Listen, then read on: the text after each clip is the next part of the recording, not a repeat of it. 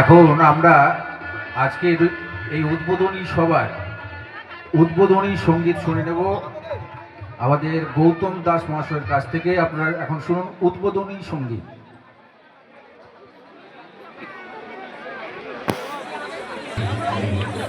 Hello, check check.